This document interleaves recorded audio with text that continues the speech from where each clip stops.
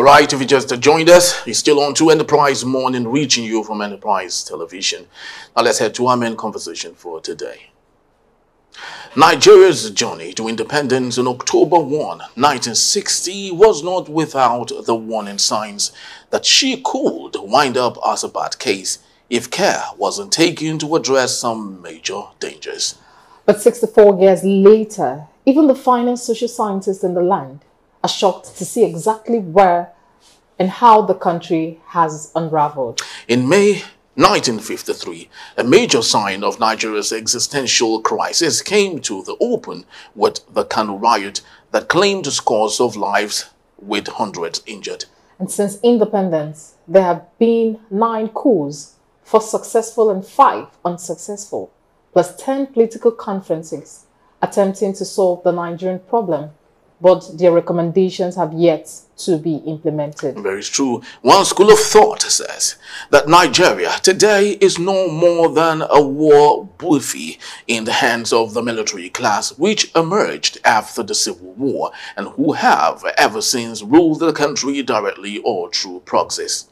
The question then is, which way Nigeria, from unbridled corruption to waste, to a very faulty constitution, to election malpractice, and lately, the very deep loss of faith, fueling the Japa syndrome?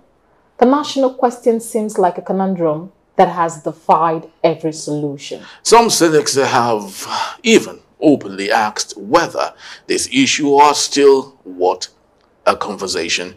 That's what we have today, and of course, to discuss this and more and have this a very fruitful conversation.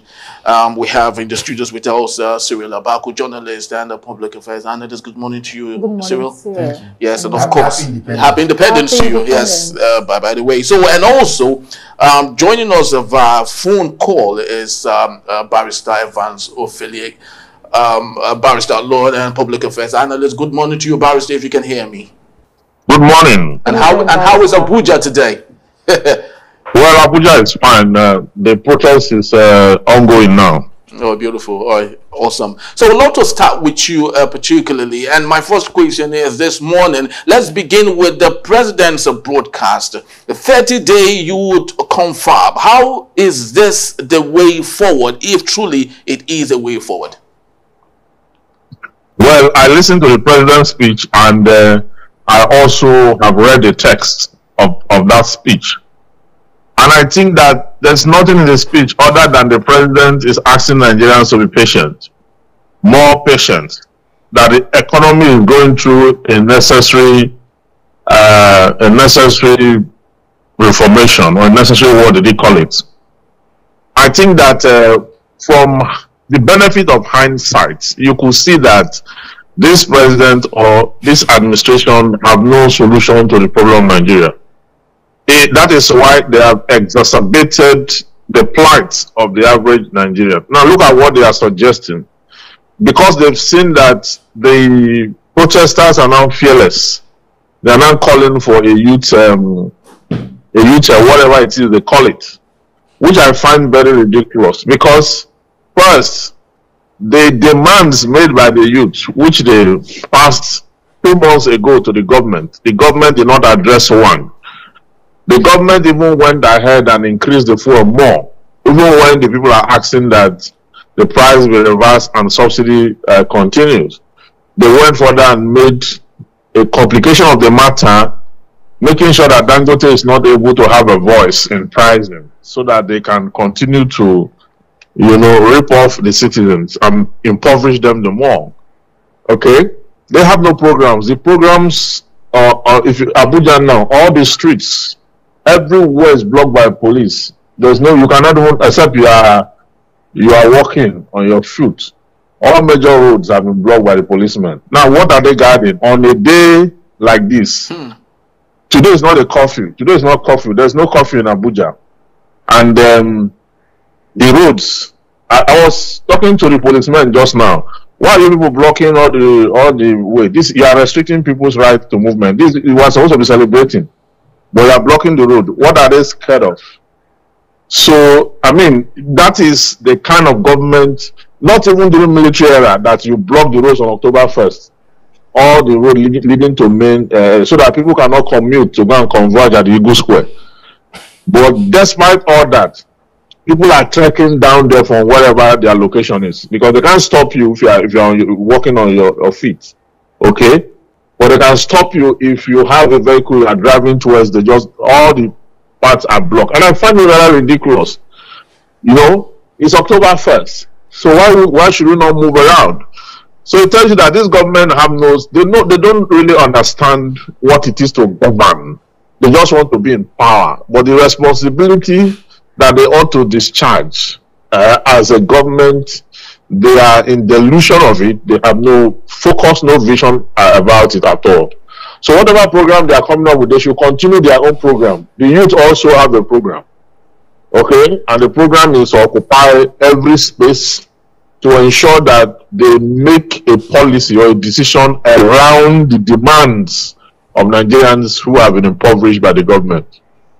Thank you, Barrister Evans. Labako, regardless of the misgivings of the past, the coups, June 12th, the civil war, can't we bounce back like Rwanda did? What does it take for Nigeria to bounce back? We more than can. And for some of us that have been students of Nigeria for many years now, this has been our big heart cry. America also had a similar civil war that it fought under Abraham Lincoln's presidency. Rwanda literally committed suicide.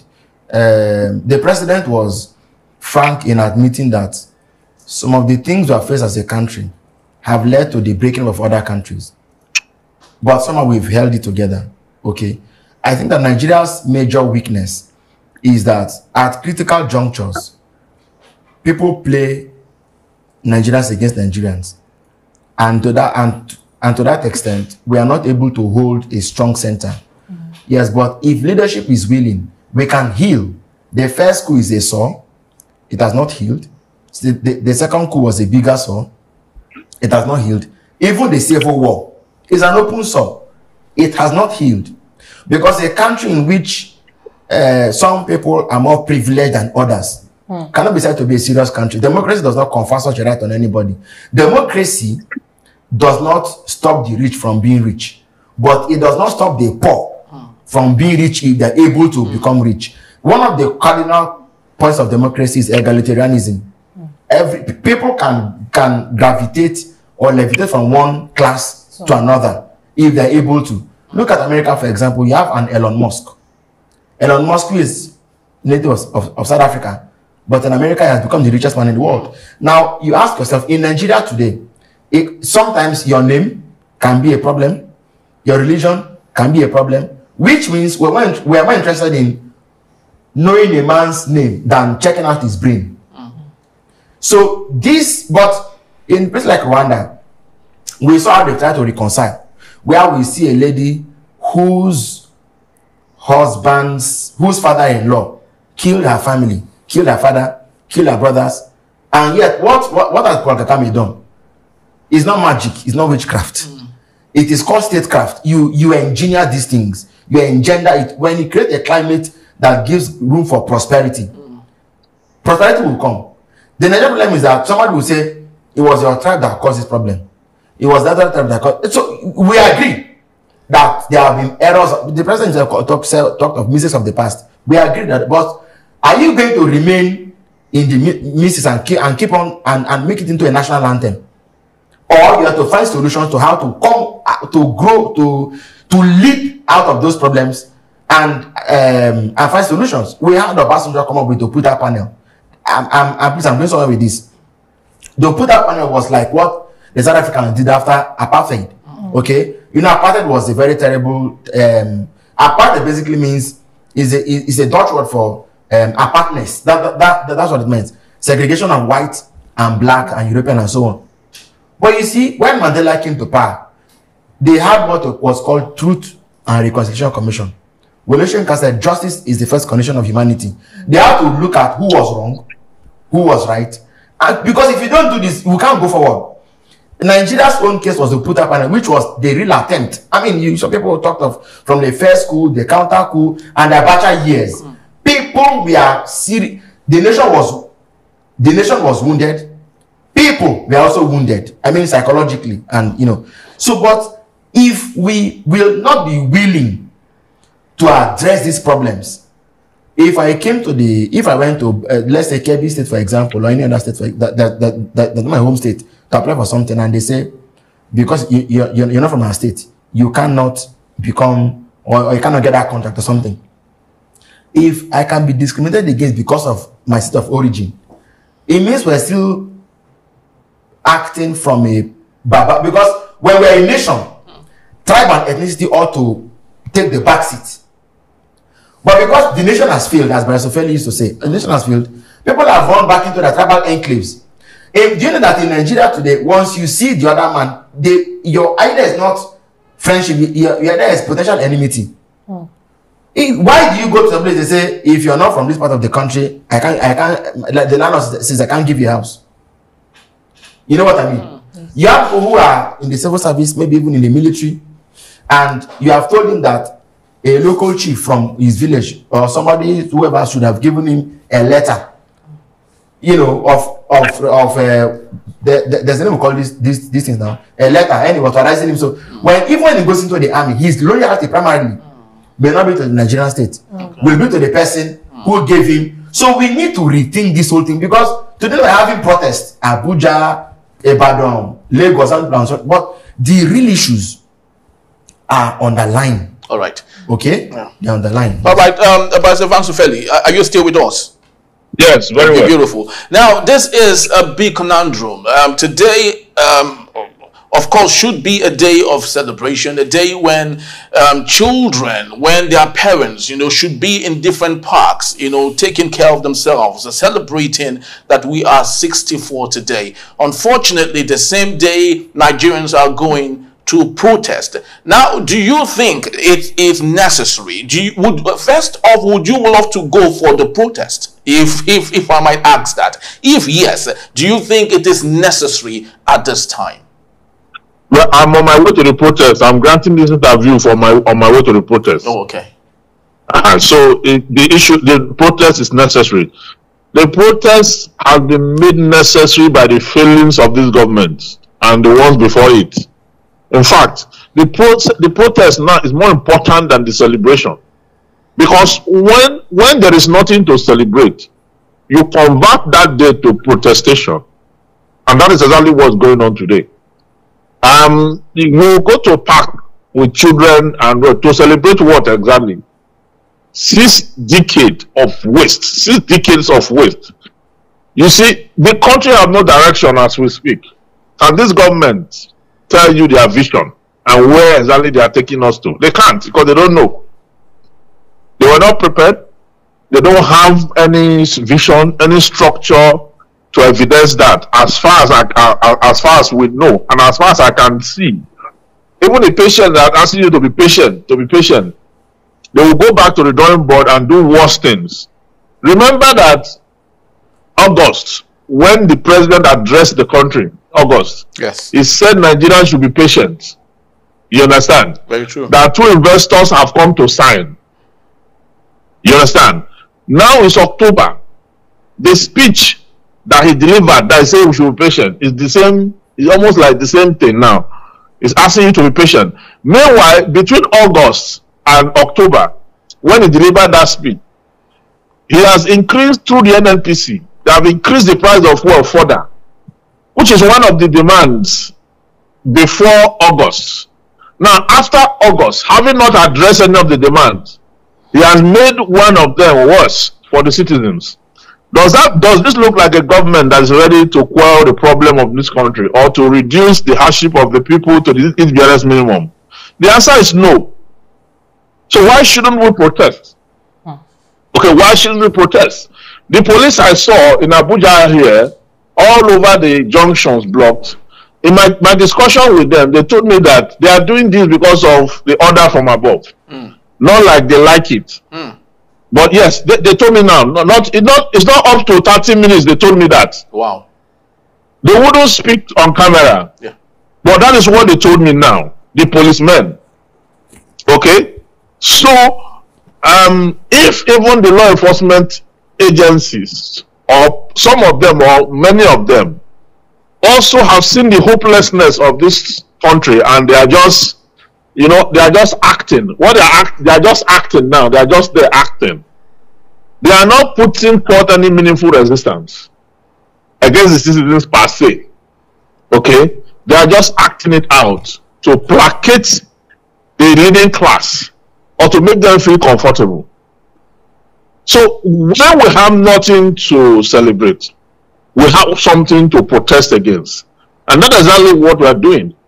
Why should you be barricading everywhere on the day of celebration? That means leadership has failed. Ostensibly so, the citizens cannot stay back and go celebrating when their hands on fire. Nobody does that. When your hands on fire, you don't go to bed. You go and address the issue, and that's exactly what Nigerians are doing.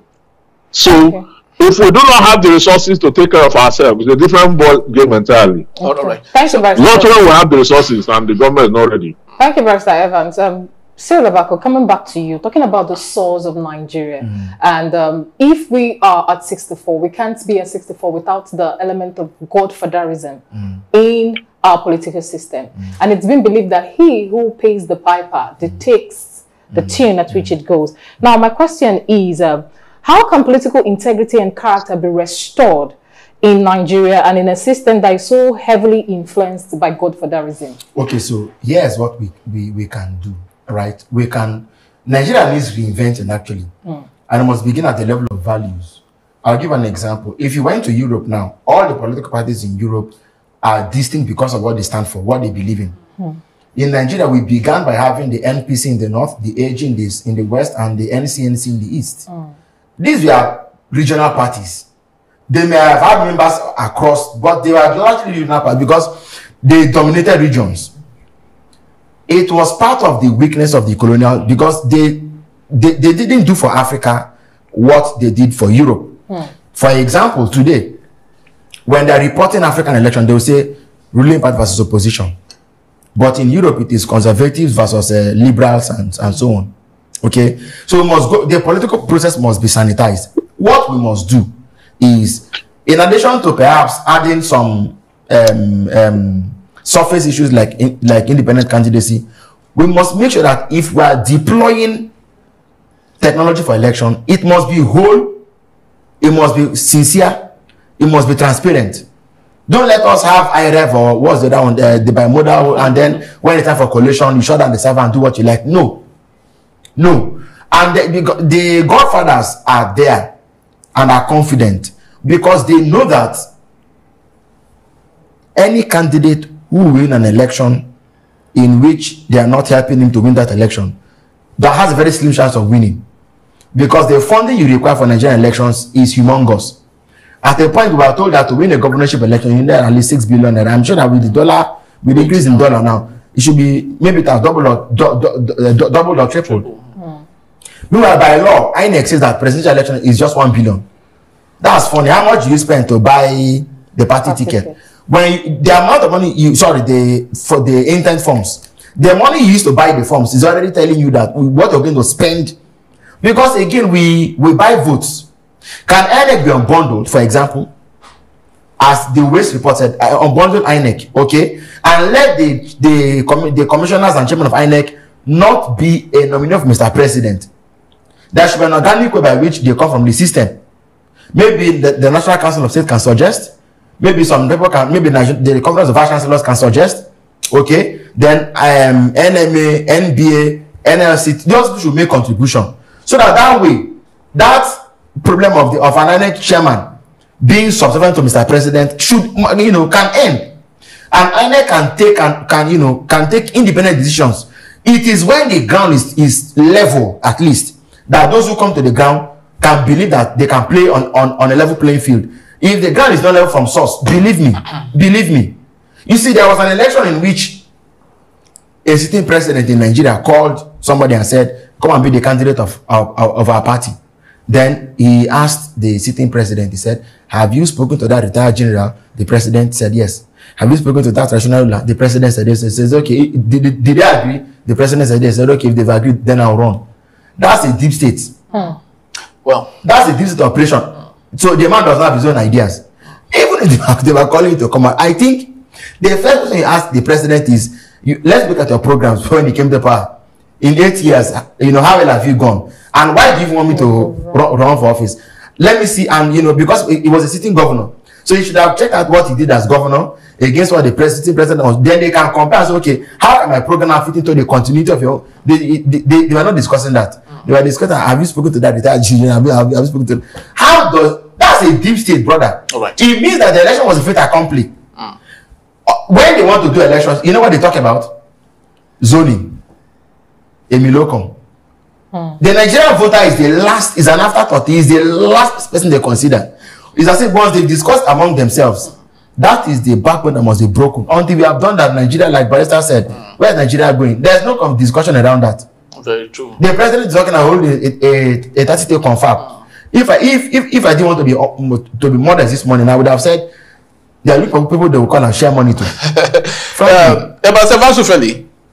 Yes. Unfortunately, the people we finger, the most as the cause of our issues in Nigeria are casualties of the system, unfortunately. Let me take you down memory lane for a bit, if you may. According to data that we have available to us here, it states here that Nnamdi Azikiwe was the first major political figure investigated for questionable practices. In 1944, exactly, a firm that belongs to him and his family bought a bank, that is the African Continental Bank. Of course, the money that was used to buy that bank in Lagos was gotten from the Eastern Regional Financial Corporation.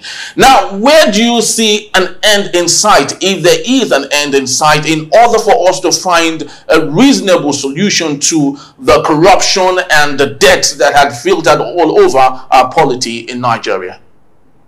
In the case of Nnamdi Azikiwe that you cited now, was he convicted of any crime? Investigated? Was he prosecuted and convicted? You see, anybody can be alleged of any offense anywhere in the world. But what is significant is if the person has been found guilty of that offense or whatsoever, it's not on record to that effect that he was. So you are talking about the end being in sight. Yeah, exactly. Almost like a hopeless situation to say that no one truly is patriotic enough standing for the projection of the good and betterment for all in Nigeria. That is what I imply from the question. But I think certain level of certain degree of basic governance is required in our process in this country. We're not saying that Tinubu should make everybody a billionaire or should make all the citizens overnight they should become rich. You will always have the poor, but poverty should come with dignity. Poverty should come with empathy. The government, the state government, the local government, the federal government all inclusive, must, as a matter of fact, as a matter of the law, provide security and welfare for the people. In the absence of that, it does not matter how many roads you are constructing. It does not matter how many cars you have bought or jets you have bought or all that. So go show the international community that your country is wealthy or your country is doing well. That is not a yardstick. The yardstick for measuring progress economically or measuring progress as a country, they are driven by 5 main factors. Meritocracy is one of it. Public health care is one of it. Access to credit is one of it. Those basic necessity of a country, your ability to feed your population internally without external contribution, and your ability to design policies and programs that will advance their lives, education, healthcare. If you have not done that, I mean, the citizens are not resisting being educated. They are not resisting being given free healthcare, public healthcare. No one is resisting these issues. So our government have no policies or program, effective one to that effect, that will lift the citizens out of misery. So when you don't have it and there's no program on the pipeline, you are lost out to how to manage 200 million people. Then no matter what you take to the international community, you will still be a disgrace to your country, because people are living, you know, even less than, some people are living less than a cent, you know, in the country. Before it used to be less than $1 per day. Now some people are living less than nothing. You understand? So if you have a huge chunk of your citizens, the cost of living have gone high, price is not controlled, it's not managed. A common commodity that everyone benefits from, you throw politics into it. NNPCL and Dangote fighting over price. You politicize the common commodity that revolves around all the citizens, and you are not making any impactful this thing from it. So at the end of the day, the citizens are bewildered as much as the international communities are bewildered. What is going on? The middle class that used to stand in between the gap before now have all left the country. Now it's only the rich and the poor that are left. And any country where you now have the rich and the poor only without a middle class to step down, there will be you know, conflict all the time. And that's what is necessitating these protests every month. At the end of today now, at the end of this protest, another date will be mentioned again for the next protest. Okay, so when you now have consistent process, something must be wrong. But I would love to ask you, Pastor Vansufeli, humans being humans that they are, do you think if all things were equal, if all things were good in Nigeria, do you think we would not still have a protest for even the minute things that we might see as unnecessary? You will still have protest, but it may not necessarily be survival protest. Not up to 1 month, there was protest in the UK as it relates to physical assault of a citizen. But that protest was not for survival. It was not protest for hunger. It was not a fearless protest, October Day fearless protest, no. There was protest not too long ago in most of these countries. I mean, I can't even remember them, but there are many. Okay, where you have protest. In Africa, it has to do with bad governance, lack of application of the principles of democracy and the rule of law. That's what it is in Africa. In other countries, it borders on other things. So, what you are saying is, if the people have basics, I mean, just look at electricity tariff, for example. You run an office where you have so many people, so many staff you pay salary, and only electricity is taking a very huge chunk of the resources. Okay?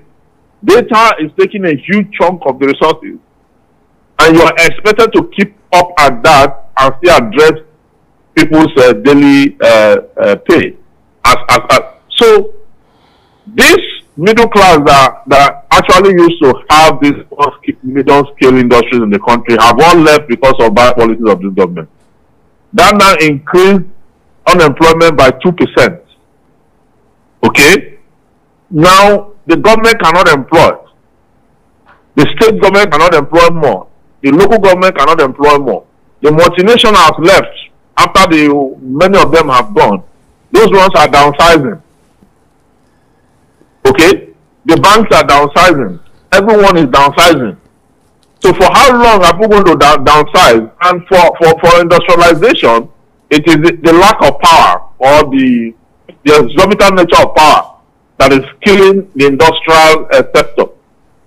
Okay? And this government has no plan around how to reduce this tariff to the barest minimum. How about PMS? That have also created a situation where the cost of living have skyrocketed. Okay? You cannot drive your car as you would ordinarily drive your car. You fuel your car and you are burnt out. You don't have enough money in your hand to sustain yourself. You don't have enough because your income is not increasing, but the government is stifling everything. Thank you, Barrister. And it's not putting any solution down or any policy to resuscitate the economic downturn. Yes, thank you so very Thank much. you so much. Just before we wind up in 60 seconds. Yeah, at 64, I think this is the first, if we go down history, that Nigerians will be on the street on the 1st of October. As far as we remember, yes. And how can we categorically say we are a democratic nation at this point? Well, so in name, we're a democracy, just as in name, we're also a federal system. But are we federalized? No, we're not. You're not federal because you call yourself federal. Kenya practices federalism, but they are called the Republic of Kenya. But by law, they are federal because they devolve powers. India is federal, Germany is federal, Canada is federal, America is federal, Australia is federal. Not all of them even use the word federal in their country, but the principle of shifting powers is there. Nigeria has been moving on the same conversations for a long time. The same things: state police, parliamentary. But in the end, there is no serious commitment by the ruling class. I think that whatever will be put on the table to drive fear and to drive a compelling action on the political class is what may bring change. So when you see this protest, these guys are serious. Any opportunity they find, because the last protest was in August. Between August and now, things have gotten worse. So what do you expect them to do? I think that whatever it will take to make them sit up should be done to make them sit up. That's how I see it. Because democracy is only name. Democracy is not only about voting. Democracy is about rights, about opportunities, about developing the human ability to think for itself and be free. But are we free today? People who don't have food in their stomach cannot think freely.